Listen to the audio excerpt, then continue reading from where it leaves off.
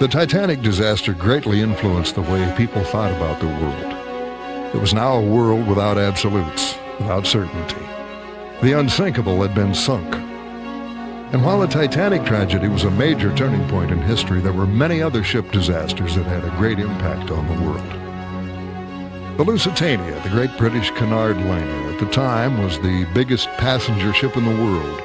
On May 7, 1915, it was torpedoed by a German submarine and quickly sank off the coast of Ireland, killing more than 1,200 people. This action had a profound effect on American feelings about neutrality in World War I. At the war's start, the President of the United States, Woodrow Wilson, called upon Americans to be neutral in fact as well as in name, in thought as well as in action. The Allied plan was to deny Germany the supplies necessary for war, to blockade it both on land and at sea. In the same vein, Germany was trying to starve England by destroying her shipping with a new weapon, the submarine.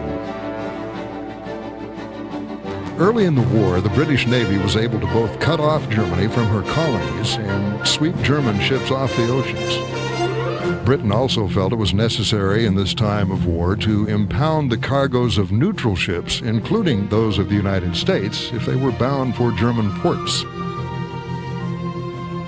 President Wilson objected to Britain's actions and also protested a German threat to torpedo any ships found in British waters. Then, as so often happens, a single incident occurred which profoundly stirred American opinion. The British luxury liner, the Lusitania, sailed from New York in May 1915. In spite of German warnings, its passenger list included many Americans.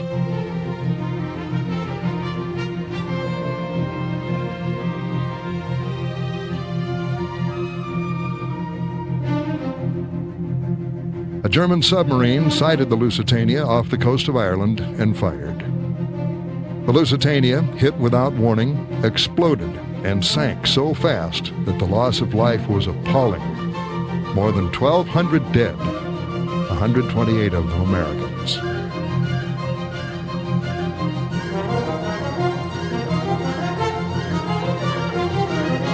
American reaction was overwhelmingly intense. The New York Times accused the Germans of making war like savages drunk with blood. But some claimed that the unusually rapid sinking was due to the explosion of a secret cargo of American-made munitions bound for Britain. The Secretary of State, William Jennings Bryan, held that British interference with American shipping was fully as unbearable as German submarine warfare. But in the eyes of the American people, as well as many political figures in Washington, Germany had simply gone too far.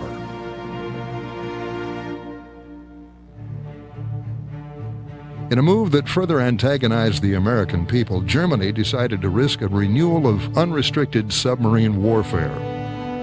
This violation of traditional international law was undertaken with full knowledge that it might cause a break and a possible war with the United States. American sentiment turned completely against Germany, and there was no turning back. The sinking shocked the American populace to its core, and war sentiment grew to a crescendo. World War II was also foreshadowed by the sinking of a ship. As the USS Panay was trying to escape the spreading war around the Chinese nationalist capital city of Nanking, it, like the Lusitania, was hit without warning. The swift Japanese advance on China's nationalist capital paved the way for the tragedy of the Panay. With Shanghai captured, the invaders pushed westward with amazing speed and were soon pouring shells and air bombs into Nanking. The defenders fought on, ignoring the Japanese ultimatum calling on them to surrender. Despite the deadly peril, several journalists were still in and around the besieged city, recording for the rest of the world the realities of war. The constant rain of steel and high explosives took its toll. Hundreds of lives were lost, and grisly fires were set throughout the capital. Finally, a number of Americans and others arrived at the riverside from the beleaguered city, hoping to get aboard the USS Panay and escape the escalating war. Newspapermen and newsreel men who remained till the last scrambled aboard, relieved that they were now safely on their way out of the war zone. But they soon found their feelings of security under the stars and stripes to be short-lived. The men aboard the Panay thought, at least for the time being, that their days and weeks of living and working through the hardships of war were behind them. The Panay was clearly flying the American flag, and because the United States was not directly involved in the war, the U.S. flag meant that the Panay was a neutral ship, and neutrality equaled safe passage through the perilous waters of the Yangtze River. After taking on its passengers, the U.S. warship set out down the river, barely noticing the Japanese planes flying overhead. Suddenly, the planes flying overhead made their move. The ship was hit quickly, bombed without warning by the Japanese Navy planes. The crew of the Panay was called to their battle stations and tried to ward off the Japanese planes against the sudden, unwarranted attack. Team gunners went into action and bravely fought for their ship. The captain was wounded, along with many others, but whatever the cause of the unmerciful attack, the Panay men fought to the end. More bombs were falling from the sky, barely missing the ship, yet the men carried on. The end was near. But even so, the men stayed at their guns, fighting not only for their ship, but for 3 Standard Oil Company steamers loaded with refugees that were also under attack nearby. Men who only minutes ago were relaxing in their bunks now found themselves plunged into a battle for their lives. Finally, the abandoned ship command was given and the wounded men were taken off first. The men raced to deploy the lifeboats and escape as the Panay started to slowly sink into the murky river. Even then, the passengers and crew of the Panay were not safe as the Japanese planes swooped down and tried to machine gun the lifeboats. Just to get the wounded men ashore took heroic actions by the crew. It was a race against time as the ship, torn and battered by an unsuspected enemy, would not stay above water much longer. In one of the last boats to leave the ill-fated ship, this cameraman was able to film the final moments of the gallant United States warship. Minute by minute, the Panay neared her end as she rapidly took on water and settled lower and lower. Back in the United States, when word first leaked out that the Panay had been sunk, many were believed to be lost, including the newsmen and newsreel cameramen. But most were very much alive on the banks of the Yangtze, photographing and documenting the wounded and dying survivors of the Panay. Of the 60 aboard the ship, 27 had been hit. Of that 27, 2 died and 8 were seriously wounded. Painfully, the survivors made their way down the Yangtze to Shanghai. From there, the crew and passengers of the ill-fated Panay were able to get themselves safely out of the war-torn area. The spectacular on-the-scene film traveled to Manila by American destroyer, and then from Manila by Pan Am flying boat to Washington, D.C. There, the footage was screened for President Roosevelt and the Secretaries of the Army and Navy. The footage was politically explosive, and although the sinking of the Panay wasn't on the same level as the sinking of the Lusitania, it still had an effect on the way American perceptions were formed about Japan. The Panay incident also foreshadowed the worst act of war against the United States in its history, the attack on Pearl Harbor, only 4 short years later. Ship disasters not only create enemies, sometimes they create heroes. One of the most famous of these heroes was the captain of the Flying Enterprise, Kurt Stay-Put Carlson. The event that put Captain Carlson in the limelight started when a vicious storm in the North Atlantic caught an American freighter in its grip. The freighter, Flying Enterprise, had taken a terrible pounding. Captain Carlson gave the order to abandon ship, and the 40 crew members and 10 passengers got off safely. But Captain Carlson staunchly refused to leave his vessel, thinking that if he could just keep her afloat, he might be able to get her safely to a port. For 13 days, he stayed with her until a rescue ship arrived. The tow cable was shot to the floundering ship, but the cable snapped just 21 miles from Malmö, England. Now, listing at an 80-degree angle, the ship remained in the custody of her heroic skipper, Kurt Carlson, who clung to his post through days and nights of howling winter gales. Attempted to get down to the traffic lane where I had a chance of being picked up by boats on the... And we were doing all right till the following day. when a second hurricane came up, a second cyclonic storm, with also force 12, and there were some terrific mountains of seas there. I don't know if you were in the same one, but it was nothing but seas and water all over the place. And you realize with a broken ship I could not steer. But safe harbor for the Enterprise was not to be. Within 30 miles of the British coast, after the tow line had snapped, the sea struck with renewed fury. At times, she heeled over almost horizontally. The end was near, and Carlson was forced to leap to safety moments before the Flying Enterprise made its final plunge to the ocean's bottom. But the world loved the captain's courageous effort to save his ship. His wife and 2 daughters looked on proudly as Captain Carlson got a hero's welcome in his adopted home of New York City. As Captain Carlson discovered, weather has always been one of the greatest threats to ships. The weather struck again against the tanker Fort Mercer. It's being towed into Newport, Rhode Island, ending days of terror and heroism on the stormy Atlantic. Ripped apart by a violent storm off Cape Cod in which 5 of her crew were lost, the Fort Mercer would get a new bow in New York City and would sail again. Still on board were 13 crewmen who stayed to make certain that the tanker safely reached port. They were luckier than Captain Carlson of the Flying Enterprise.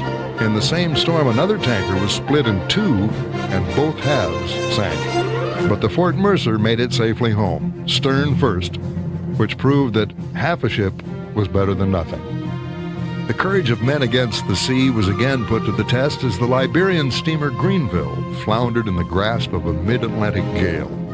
With the ship lost, the crew abandoned her, and competing with giant waves, they swam desperately away from the heaving sides of the 6,000-ton vessel.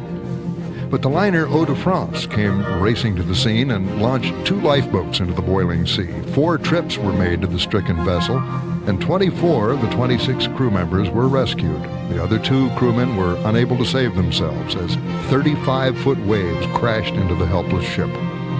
Aboard the liner, Captain Grieg greeted the radio operator of the Greenville. The Eau-de-France arrived in New York Harbor with the rescued men, 3 of whom were seriously injured. It was one of the roughest crossings ever by the great liner, but once again, the courage of men had cheated the sea of its prey. On the strait that links the Black Sea and the Mediterranean and separates European Turkey from Asia Minor, heavy seas again wreaked havoc. Here on the Sea of Mamada, an overloaded ferry capsized in the sudden squall. 39 were able to escape, but more than 400 perished. 370 tickets had been sold for the voyage, and an estimated 150 more traveled on passes. The exact toll may never be known, but the grievous impact of the tragedy was all too clear. At a mass burial for 240 bodies recovered from the sea, all of Turkey mourned.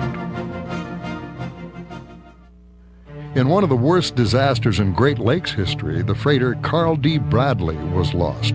Rescue craft and planes cruised Lake Michigan for hours following the Bradley's distress call, but little was found of the huge vessel. The ship had broken up under the pounding of one of the lake's vicious early November storms and went down in 300 feet of water. The huge 615-foot ship, the length of 2 football fields, split in 2 and went down so fast that there was very little time for the crew to find and put on life jackets. There were 35 men aboard the Bradley when she went down. All but 2 perished. 17 bodies were recovered in the grim search, and the 2 rescued survivors, barely clinging to life, were rushed to the hospital. The sinking of the Carl D. Bradley was a tragic incident of one of the area's worst storms on record. The massive weather system raged from Lake Superior to Buffalo at gale force for more than 6 days. Another savage onslaught of nature took its bitter toll. 100 miles east of Cape Hatteras, another severe storm whipped up mountainous seas that took the lives of 7 seamen when their ship, the tanker Pine Ridge, broke in half. The bow section goes down, but the stern remains afloat, and after precarious rescue operations, all but one of the survivors are removed. That man stays aboard to protect the owner's salvage rights. Finally, the long, perilous journey is over as the Pine Ridge safely arrives at Newport Beach. The ship was to be rebuilt in the coming spring at a Japanese shipyard, its bow and stern cut off and attached to a new midship section. But now, the fate of the remaining half of the Pine Ridge is in doubt. A dramatic saga of the sea is unfolded off Cape Cod, Massachusetts, as the $4 million dredger, the Cartagena, flounders in heavy seas. The crew of 10 was forced to abandon ship when the vessel lost her line while being towed from Halifax, Nova Scotia. The men make their way toward the Coast Guard cutter Acushnet aboard a flimsy raft. These remarkable pictures show the men trying to fight their way to safety. As the men are pulled aboard the cutter, one shows no signs of life, and the Coast Guard men are forced to apply mouth-to-mouth resuscitation to restore his breathing. The Coast Guard shows the life-saving skills that have made them famous, as seas running as high as 15 feet make the delicate rescue operation even more difficult. But the rescue operation is completed without a hitch. The escorting tug is standing by to take the dredge in tow after the seas calm. The Coast Guard is once again the savior of men in trouble on the seas. Another chapter in the never-ending saga of heroism at sea is written in the storm-swept Atlantic. As gale-force winds whip up waves that reach 40 feet, rescue vessels stand by the floundering British freighter Ambassador. Vessels from 3 nations are at the scene to lend a hand to the troubled ship. For 2 days and nights, the crew tries everything they can think of to save their ship. These pictures, made from the Coast Guard Hercules plane, show the last moments before the crew prepares to abandon the Ambassador and leave her to the mercy of the seas. 21 men are taken off safely. 14 others are swept away in the angry waters of the Atlantic. Through the hatch of the Coast Guard plane, a scene of disaster. The search for the missing crewmen goes on as the Dutch salvage tug is able to get a line on board. They hope to bring in the struggling freighter to a safe port and, with luck, save most of her valuable cargo of wheat. Men against nature, the age-old drama of the sea, is once again played out.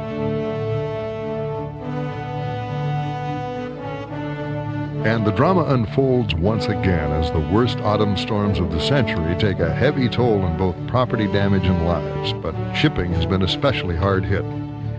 Here, the freighter Ping An is driven aground on the Netherlands coast. The crew tries desperately to get lifeboats in the water. Again and again, they battle against gale-force winds and heavy seas, but finally they're able to get a boat safely launched and they scramble down the side while, on the beach, worried spectators watch their race against death. Thankfully, every crew member is brought safely ashore. Now, attempts will be made to refloat the freighter, a victim of Europe's worst storm in many decades.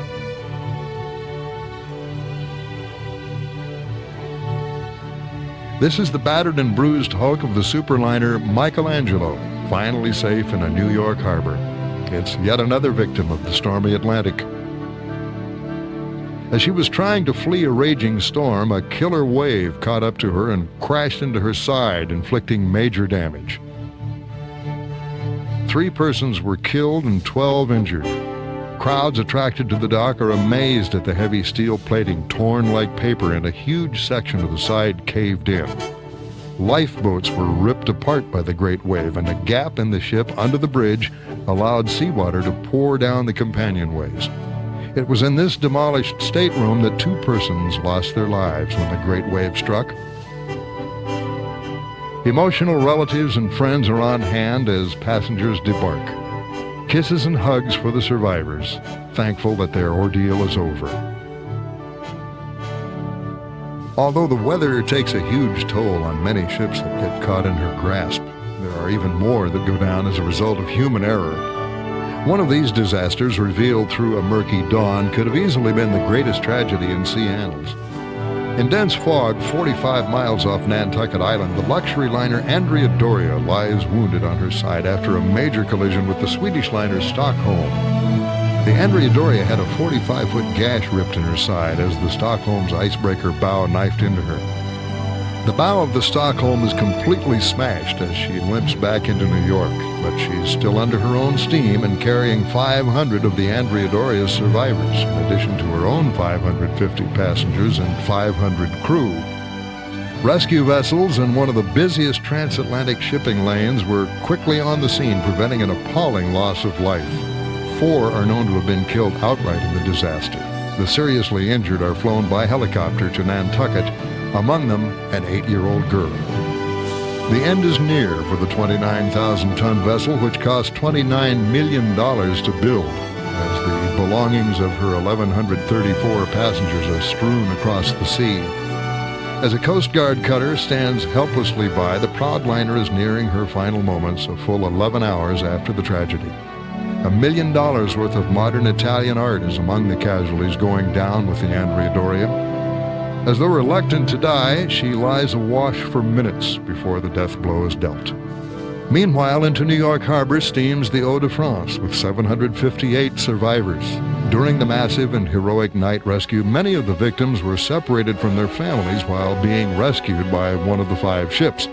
But this large family group was lucky and remained together. Among the many heroes is Captain Raoul de Baudin of the Eau de France and his radio operator.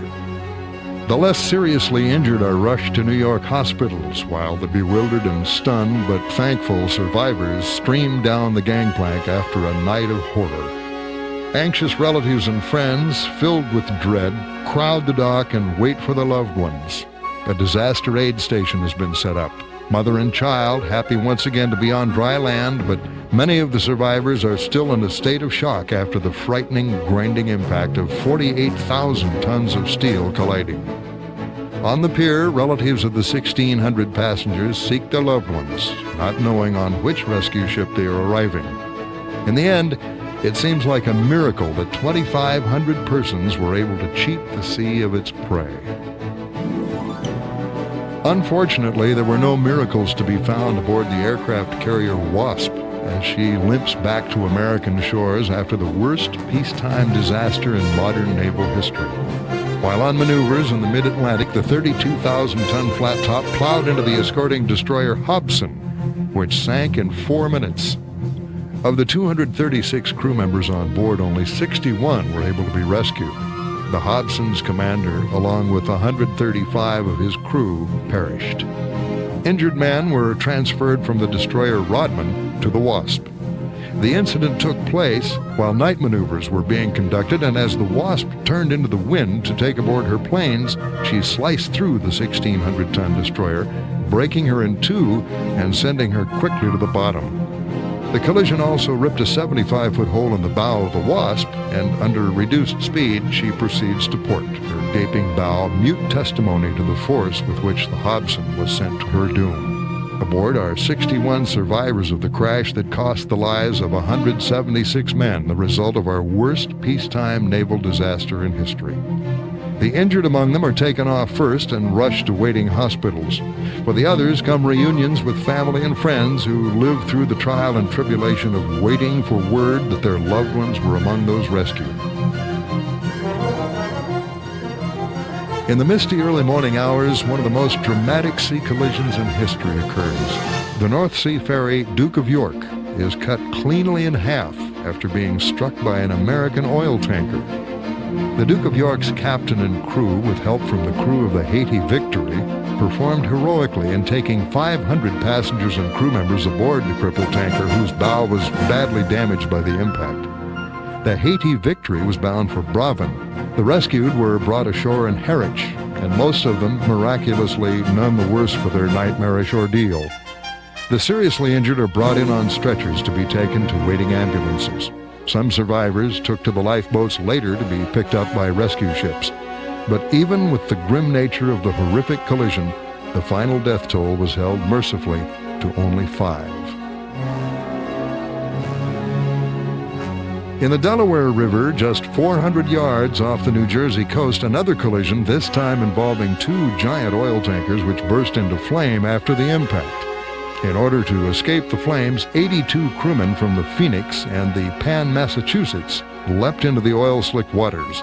1 man died and many were severely burned as the 150,000 barrels of fiercely burning high-octane gasoline created a grim funeral pyre, which masked the fate of 3 more still missing.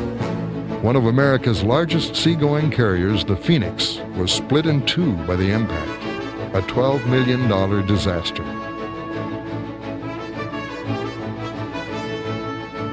With nearly 30 feet of her bow ripped away in a collision with the outboard Jacob Lugenbach, the freighter Hawaiian Pilot limps into San Francisco Harbor.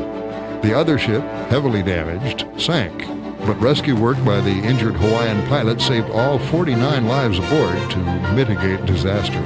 Few are seriously hurt, but many are injured. It's an unexpectedly happy landing for the relieved men who just a short time ago were taking to the lifeboats after one of the most spectacular ship collisions of the year. This Navy gasoline tanker, the Mission, was cut squarely in two and lies in the shallow water of the Delaware following a collision with a freighter and an ensuing explosion, which could be heard in Maryland 40 miles away. At the time these pictures were made, 9 of the crew members, including its captain, were missing. The freighter, the Elnut II of Liberian registry, also caught fire but was beached and the flames were brought under control. The Coast Guard goes to work and takes those crew members who were badly injured and burned for treatment ashore. This perilous stretch of river, known as the Graveyard of Ships, takes yet another toll. The North Sea lightship Newark is crippled in a collision with a Polish trawler and lists badly while being towed to port. 3 members of her 9-man crew stay on board as the other 6 are taken off the ship. Despite attempts to pump out the water, her list increases and she heels over, now completely horizontal. The remaining crew members scramble up on the hull while the Polish trawler stands by, ready to aid the remaining crew members. Despite a strong wind and rough seas, the last 3 men are saved in an amazing and dangerous rescue. A gallant lightship which had guided other vessels for over 40 years enters its final moments only a short distance from her usual station, 12 miles off Yarmouth. Just 90 minutes after the collision, the lightship's mass vanishes into the North Sea, her final resting place. A Turkish and a Yugoslav tanker collide, causing oil to flame up and endanger shipping in the Bosporus. A Turkish passenger vessel had anchored nearby and was also soon enveloped in flames, while other shipping fled to safety. The death toll reached 61, while another 47 are burned or injured in the Holocaust, as 3 ships go up in flames together. The disaster caused a massive marine traffic jam in one of the busiest Middle Eastern ship lanes just outside Istanbul. But explosions and fires aboard ship can also be caused by other influences besides collisions. This was the pride of France on her maiden voyage in 1935, the fabulous luxury liner Normandy. At a cost of $60 million Depression dollars, it was acclaimed the most beautiful ship ever built. In 1942, as New York workmen were converting the Normandy into a troop transport, a spark from a blowtorch set a pile of life preservers on fire. Soon she lay on her side, her days of glory in the past, her future a junkyard. In the usually peaceful San Francisco Bay, flames are shot hundreds of feet into the air as 2 oil tankers mysteriously explode while docked. Almost 4 hours after the initial blast, the Victor H. Kelly is still in flames. The second ship was able to leave the pier under its own power and brought the fire under control, but the Kelly is a different story, and firefighters have a real battle on their hands. Damages are estimated at over $3 million, with 30 people injured, 2 crewmen missing, and 1, the captain of the Kelly, dead of a heart attack while giving the abandoned ship order. The stricken Norwegian freighter Black Gull is still in flames after the midnight explosion of 500 tons of her highly inflammable cargo, naphthalene. Only 65 miles off Montauk Point, Long Island, when the sudden blast came, the ship was a raging inferno within minutes. The lifeboats burned, and the Black Gull's 9 passengers and 40 crewmen were forced to dive into the swelling sea to escape the flames. A total of 4 people were lost in the tossing seas, but the other 45 persons were rescued and count themselves as lucky. As the camera plane swoops low over the Black Gull for these close-up scenes, the devastation of the fire-ravaged ship is clearly evident, a victim of a dramatic tragedy at sea. Another fiery disaster, this time on the aircraft carrier Boxer, on duty off the coast of Korea, takes the lives of 9 crewmen and injures 32 more. The explosion, touched off by a landing jet fighter, rapidly turns the 27,000-ton vessel into an inferno. Damage control units fight desperately to keep the fire at bay as the sea of flame rapidly spreads from the flight deck to the hangar deck, where thousands of gallons of high-octane gas are stored. Here also is the stockpile of ammunition with which the planes are armed. So intense was the heat during the fire that 65 crew members were forced overboard to be rescued later by helicopters and lifeboats. Men form a chain in order to rapidly remove and jettison the ammunition from the hangar deck. It's a race against time. 19 planes suffer major damage and some get tossed overboard. Others, only slightly damaged, will be reconditioned. The Boxer steams into Yokosuka Harbor, a major disaster narrowly averted. This time, disaster strikes on a Liverpool waterfront. Fire is discovered on the Empress of Canada, and within 4 hours the blaze is out of control on the 20,000-ton liner. Despite the efforts of 400 firemen called from all over the countryside and the tons of water poured into her, she rolls over onto her side at total loss. Even as firemen make last-ditch efforts to save her, investigation into the possibility of sabotage is instigated. However, with the loss of the Empress, Canadian shipping suffers a grievous blow. The second greatest peacetime sea disaster in naval history takes place aboard the United States aircraft carrier Bennington. Blasted in flames, here she limps into Quonset Point, Rhode Island, and the dock becomes a temporary receiving station for the 91 dead and 201 injured. A sudden, unexplained explosion trapped hundreds of men below deck and turned Big Ben, as she is known in the Navy, into an inferno 70 miles offshore. Many of the victims were caught unaware when the blast and sheet of flame suddenly engulfed them while at breakfast in the officers' wardroom. The tragedy also told a saga of heroism of men who plunged again and again into the sea of flames to rescue injured shipmates. Their tale is one of heartbreaking bravery and courage, with their ordeal etched on smoke-blackened faces. 91 are known dead, but of the 201 injured, 92 are so critically burned that the death toll is expected to climb. As the flames raced through the maze of decks, many dropped in their tracks, enveloped in a wall of fire. As they reached Quonset Point, civilian ambulances and medical help were rushed to reinforce naval medical personnel. Hundreds of blood donors from miles around volunteer as news of the tragedy spreads. Captain Rayborn expresses his pride in the heroic actions of his exhausted crew to Secretary of the Navy Charles Thomas. Secretary Thomas has ordered an immediate investigation by a Naval Board of Inquiry into the disaster. The freighter Nebraska collided with a tanker carrying nearly 300,000 gallons of gasoline, touching off a holocaust. The aftermath of an epic battle against the fiery disaster on New York's East River is vividly shown as flames rose some 150 feet, high enough to scorch the Manhattan Bridge. The two harbor tankers sank in mid-channel, and of the 51 aboard the two ships, 2 were missing and presumed dead. 35 were injured but escaped death thanks to a quick rescue that reached the survivors within an hour.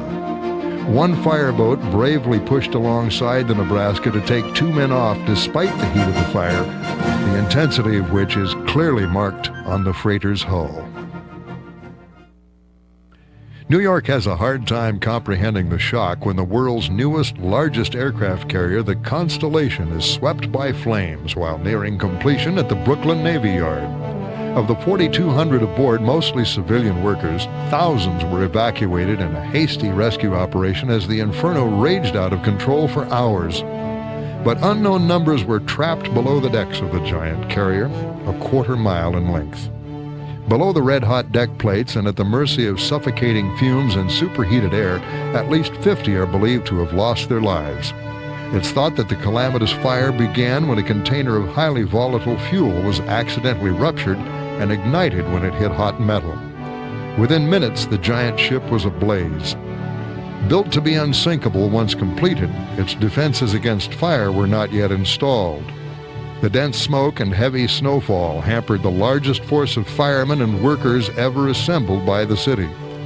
The outcome, an alarming death toll and estimated damages in the millions. A Navy court of inquiry now examines the gutted hull of the Constellation, which lies in the Brooklyn Navy Yard. A 12-hour blaze ripped through the nearly completed vessel to take the lives of 47 workmen and injure another 154 of the thousands aboard.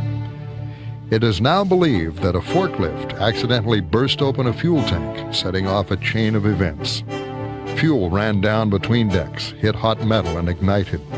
The workmen's wooden scaffolding reportedly then carried the blaze through the quarter-mile-long hull with lightning speed. Now, Navy Secretary Franke, on the scene, answers newsmen's questions. How long do you think it's going to take before this ship will be able to be commissioned? Well, it'll take a delay of maybe something like a year beyond the original commissioning date. Secretary, how serious a blow is this to our defense effort? Pardon? How serious a blow is this to the defense Well, effort? everything is a blow at our defense effort if we can't get things on time. But also these things happen, and we have other carriers and other ships in the Navy. Is there any indication now, sir, from your inspection that there is anything wrong with the housekeeping during the construction that might have contributed to the fire? Not that I've seen, no. Secretary, has the ship been thoroughly searched? Well, I don't know if it's been thoroughly. I assume it has been. It must have been by this time, because you can get on board and see all the Secretary, there was some question about why wooden scaffolding was used. Well, we've always used wooden scaffolding. This has been customary on board ships. Well, Easy to use, and customary in the past, and I don't see no reason why we should change. A Lebanese freighter burning out of control lies beached at Eastbourne on Britain's south coast. While approaching the English Channel, the freighter's cargo of timber and esparto grass used in weaving caught fire, and firemen could do little to halt the blaze. The firefighters, hoping to keep the ship stranded on shore, put to sea with pumpers to throw enough water into the ship to hold her fast to the beach until the hull can be salvaged. The 1,600-ton ship is considered a total loss, but thankfully the captain and crew were able to be taken off safely. The death of another ship in the never-ending drama of the sea. In a pre-dawn fog, an Argentinian riverboat hit submerged wreckage while speeding across the Plot River, burst into flames, and began to flounder immediately. 60 people died. It was carrying more than 400 passengers on the overnight crossing from Montevideo to Buenos Aires when the disaster struck. As sleeping passengers were jolted awake and groped their way through the dark, panic gripped the vessel.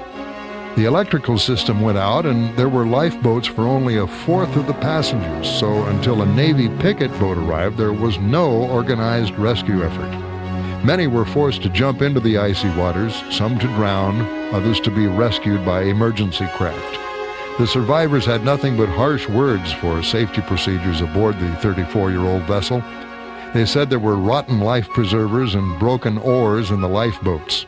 To intensify the disaster, 7 infants and small children were among the 60 dead. Relatives of the passengers had a long, painful vigil before they could learn news of their loved ones. At the pier, there were moments of joy and shocks of grief. Authorities called for an immediate overhaul of riverboat facilities. In yet another fire at sea, rescue vessels arrive in Nassau, the Bahamas, with survivors. They were passengers on a vacation cruise aboard the Yarmouth Castle en route from Florida to Nassau when a sudden fire raced through the boat in the midnight hours. The Yarmouth Castle quickly burned and sank. These are the lucky ones. More than 460 passengers and crew were saved by air and sea rescuers after the fire aboard the Yarmouth Castle. An amazing example of a superbly coordinated rescue effort. The rescued passengers told stories of panic aboard the 38-year-old vessel and the lack of lifeboats and firefighting equipment. With close to 80 either dead or missing, this is the worst ship fire in American waters since the Morro Castle disaster in 1934. On September 8, 1934, the Morro Castle burned off the New Jersey coast with the loss of 137 lives. Passengers leapt into the ocean to escape the burning hull of the once proud luxury liner. Thousands rushed to the boardwalk at Asbury Park to watch and help as survivors made the long swim to shore. The charred hulk of the ship is beached and for a time becomes a grisly tourist attraction. The Viking Princess releases billowing clouds of smoke after an explosion set fire to her engine room in the waters of Windward Passage between Cuba and Haiti. She's quickly attended to by a number of rescue craft soon after calling for help. The abandoned ship order is given by Captain Otto Torresen, and 496 souls aboard are evacuated efficiently off the $16 million luxury liner by the heroic crew. Most of these survivors are safe at Miami Airport, although 2 died in the excitement of the transfer to rescue ships. The survivors were flown to Florida from the U.S. Naval Base at Guantanamo Bay, Cuba, the haven to which they were taken by their rescuers. Their pleasure cruise rudely halted. The passengers nevertheless are thankful to the well-trained crew that brought them safely through their tragic experience. Only 10 suffered injuries, and they stayed behind at Guantanamo for treatment. The Viking Princess is operated out of New York and Miami, but is of Norwegian registry. Already, the Viking Princess is involved in a salvage fight as her blackened hull is towed by the Liberian freighter the Navigator en route to a Caribbean port. The worst U.S. naval ship disaster to strike since World War II turns the supercarrier Forrestal into a floating holocaust. The ship was prepared for an air raid on North Vietnam when the tragedy struck. An exploding jet fuel tank set off a massive fire which almost completely destroyed the Forrestal's 83-plane air wing. The disaster left an estimated 125 crewmen dead as the flames raced from plane to plane fed by bombs, rockets, and bullets. For 12 hours the fire raged. Scores of sailors were trapped in crowded sleeping quarters beneath red-hot decks. 6 months of repairs are predicted for the giant carrier, whose damage estimate is set at over $130 million. Now docked in the Philippines, the Forrestal herself barely survived the horror at sea. The nuclear submarine Thresher is yet another victim of the unrelenting sea. The Thresher was one of the most technologically advanced subs ever developed and was commissioned with all the pomp and circumstance that comes with such an achievement. Only the best that the Navy had to offer got the chance to serve on the Thresher. But those sailors would soon find themselves forever trapped inside their proud and valuable submarine. In the spring of 1963, the Thresher made her last dive while on maneuvers in the Atlantic Ocean. Her crew would never be seen alive again. At only 1,000 feet into her dive, the observation ship Skylark received this message: experiencing minor problem, have positive angle, attempting to blow. And a few minutes later, a barely audible transmission that sounded like exceeding test depth. And then, nothing. In the first few hours after the Thresher lost contact, the Navy was hesitant to jump to any conclusions, saying that underwater communication is unreliable and it's not uncommon to lose communications with submarines. However, it quickly became clear that something had gone terribly wrong, and a couple of hours later, a Navy commander had to admit, "This doesn't look good." The Navy rapidly went to work using ocean charts and plotting the last known course of the Thresher, trying to pinpoint its final resting place. But even though they knew the general area in which she went down, the Navy had no luck in finding the nuclear sub. Even before her last tragic dive, the Thresher had problems. Since her launching, the nuclear sub had spent nearly 2/3 of her time in dry dock, where more than 850 defects were corrected. The heavy-hearted search for the nuclear submarine still continues, even when the oceanographic research vessel Atlantis II returns to Woods Hole after a fruitless search for the sub. The Thresher went down with 129 men aboard. With deep-sea cameras, the Atlantis trolls the ocean floor in the vicinity of the Thresher's final dive, hoping to find her. Navy spokesman said no traces of the ill-starred sub were found.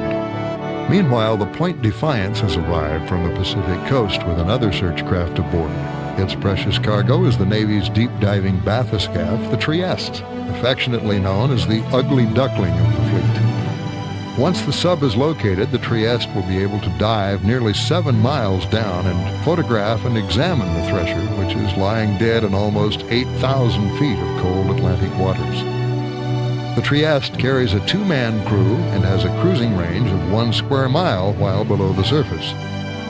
Before taking her place in the search area, she will need to undergo several diving tests. Now, with newly developed photographic equipment, the Navy attempts to locate and photograph the Thresher. Aided by specially equipped surface craft, an underwater camera sled is lowered to be dragged over the sea bottom while the Trieste dives with observers handling additional high-speed equipment. Once before, the Trieste was able to locate pieces of the Thresher's wreckage, but it is not until these dives that the first concrete evidence is found of the Thresher's fate. In a remarkable series of pictures, the Navy photographs the ill-fated sub. In this photo, her number clearly shows. The tail section with stern planes is easily seen here. Thus, at least part of the mystery of the Thresher is finally solved. It was the Navy's worst peacetime submarine disaster in